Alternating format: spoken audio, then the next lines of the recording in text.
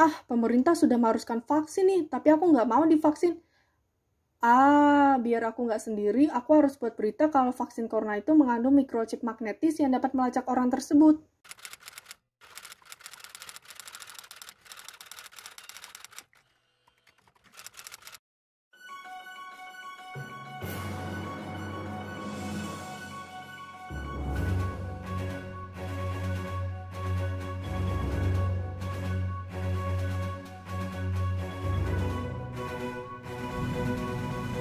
Salin, Ya? kamu tahu nggak sih kalau misalnya vaksin COVID itu mengandung microchip magnetis yang dapat melacak kamu loh?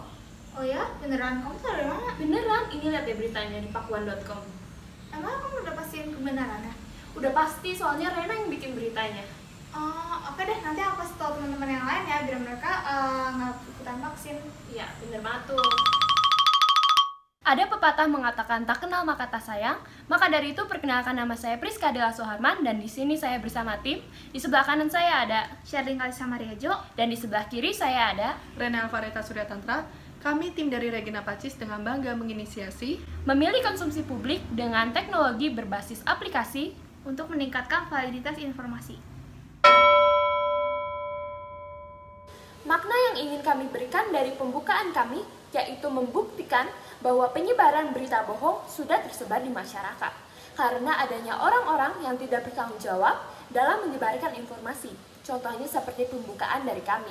Seorang narasumber memberikan informasi yang tidak dapat memberikan validasi, lalu menyebarkan berita dan diterima oleh masyarakat.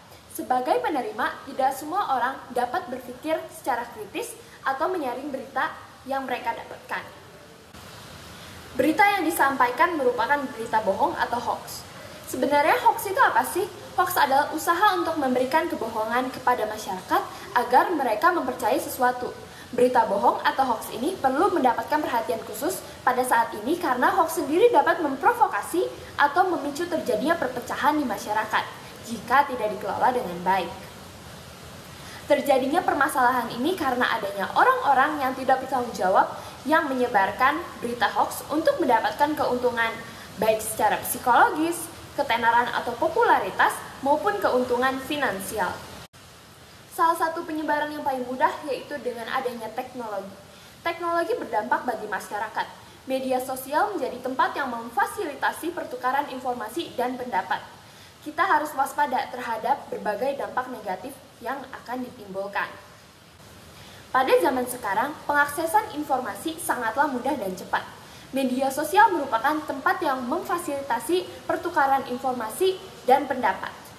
Tetapi, sangat memprihatinkan apabila media sosial digunakan untuk memperoleh dan memberikan informasi yang tidak akurat, sampai menjadikan media sosial sebagai sumber penyebaran hoax. Dengan pesatnya teknologi ini membuat kita harus waspada terhadap berbagai dampak negatif yang akan ditimbulkan. Salah satu hal yang harus diwaspadai adalah banyaknya informasi publik yang tidak terjamin validalitasnya. Hal ini terjadi karena kemajuan teknologi informasi yang pesat sehingga segala peristiwa yang terjadi akan cepat tersebar juga. Maka dengan hitungan detik saja, informasi dari berbagai penjuru dunia dapat diketahui oleh orang banyak.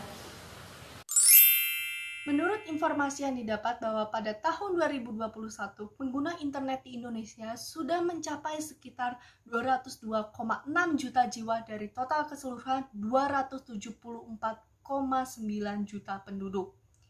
Angka ini menunjukkan kenaikan sekitar 15,5% dari tahun 2020 yang lalu. Bahkan di Indonesia sudah ditemukan sekitar 43.000 situs portal berita yang menunjukkan bahwa banyaknya aktivitas dalam menggunakan internet. Sayangnya, dari banyaknya total situs portal berita yang ditemukan, hanya terverifikasi 300 portal berita saja yang sudah diuji kevaliditasannya.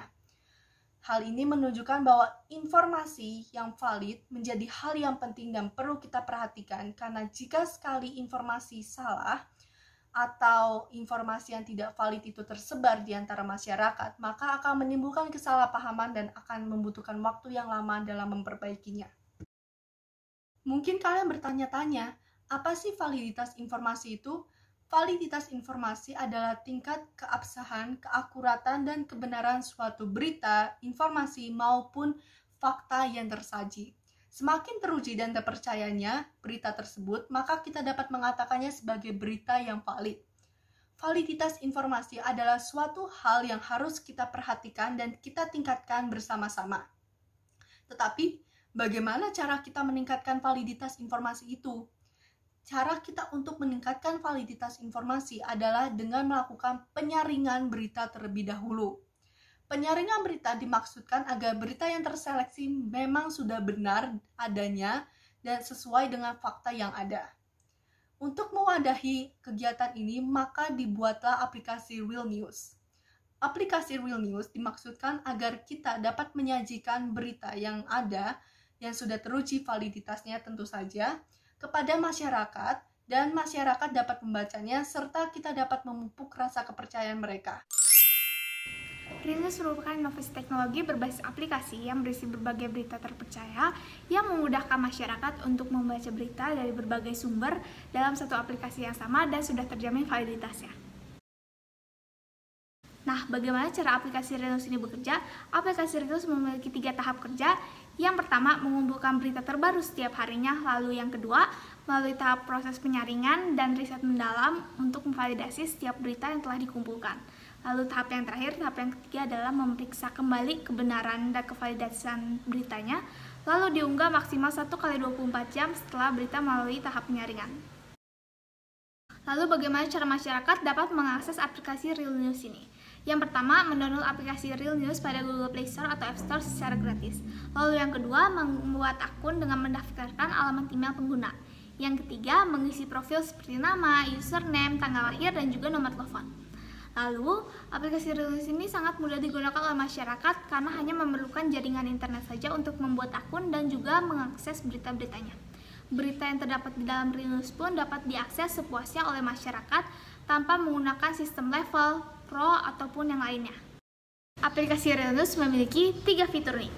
Ada fitur summary, fitur switch language, dan fitur ask news. Fitur summary merupakan fitur yang dapat meringkas suatu artikel berita yang hendak dibaca. Pada dasarnya, masyarakat cenderung hanya membaca artikel dari judulnya saja, lalu menyebarluaskan tanpa mengetahui kebenaran dari isi artikel tersebut. Oleh karena itu, fitur ini bertujuan untuk meringkas suatu artikel yang hendak dibaca dan hanya pada intinya saja sehingga masyarakat atau pengguna akan lebih mudah memahami suatu artikel tersebut. Fitur ini hanya dapat diakses ketika sudah berada 1 menit pada halaman berita. Penggunaan waktu 1 menit ini bertujuan untuk meningkatkan literasi membaca karena dalam menunggu waktu 1 menit tersebut, pengguna atau masyarakat dapat membaca berita terlebih dahulu. Lalu yang kedua ada fitur switch language. Fitur ini dapat mengubah bahasa yang digunakan dalam membaca suatu artikel berita. Terdapat 3 bahasa yang dapat diakses oleh fitur ini. Ada bahasa Indonesia, bahasa Inggris, dan juga bahasa Mandarin. Fitur ini dibuat dengan tujuan agar pengguna dapat memahami isi berita secara lebih mendalam sesuai dengan kemampuan bahasa yang dimilikinya. Karena aplikasi Real News ini dapat diakses secara global. Yang terakhir adalah fitur Ask News. Fitur ini dapat menjawab pertanyaan-pertanyaan pengguna terkait kebenaran suatu berita, terutama berita yang tidak terlalu diperhatikan ataupun berita yang tidak terdapat dalam aplikasi Real News. Pertanyaan-pertanyaan pengguna akan kita proses kebenarannya dan akan kita kirimkan kembali melalui room chat dalam kurun waktu maksimal 2x24 jam. Terdapat beberapa kerjasama yang kami lakukan dalam menjalankan proses aplikasi kami. Yang pertama yaitu kerjasama dengan pihak di luar negeri. Berita tidak hanya terdapat di negeri kita saja, tetapi juga terdapat di luar negeri, sehingga kita membutuhkan kerjasama dengan pihak yang berada di luar negeri untuk mendapatkan berita-berita terkait. Yang kedua yaitu pembagian tugas atau peran. Untuk mendapatkan suatu berita yang faktual, tentunya harus disertai dengan perjalanan langsung ke lokasi, di mana peristiwa itu terjadi, yang kemudian dilakukan penelitian untuk mendapatkan informasi secara mendalam. Institusi dapat berperan sebagai pendanaan untuk pencarian berita-berita. Yang ketiga merupakan bantuan dari pihak senior. Mengelola aplikasi dengan bantuan pihak yang lebih senior. Dalam pelaksanaan aplikasi tentunya kita memerlukan berbagai pengalaman kan untuk dapat melancarkan aplikasi tersebut, sehingga kita juga perlu bantuan dan kerjasama dari para senior dan pihak-pihak institusi yang terlibat. Kita akan melakukan kerjasama dengan menggali informasi sebanyak-banyaknya, sehingga informasi yang telah kita dapatkan bersama-sama lebih kuat dan dapat dilakukan pemilihan bagian mana yang akan digunakan untuk sendiri ataupun kepada pihak yang telah membantu. Kemajuan zaman, teknologi, serta ilmu pengetahuan tidak dapat menghindarkan kita dari akan adanya hoax atau berita palsu. Tetapi kita dapat meminimalisirnya dengan bantuan aplikasi Real News yang melakukan penyaringan berita terlebih dahulu sebelum menyebarkannya kepada para pembacanya. Dengan bantuan aplikasi ini, harapannya kita dapat meningkatkan keakuratan serta kevaliditasan informasi, dan tentu saja dengan semakin banyaknya informasi akurat yang disebarkan kepada masyarakat, maka pola pikir atau mindset dari penduduk Indonesia juga akan lebih berkembang dan maju, sehingga kita pun dapat meningkatkan diri kita menjadi pribadi yang lebih baik lagi bersama-sama. Mungkin itu sekiranya dari kelompok kami. Mohon maaf jika ada kesalahan. Terima kasih.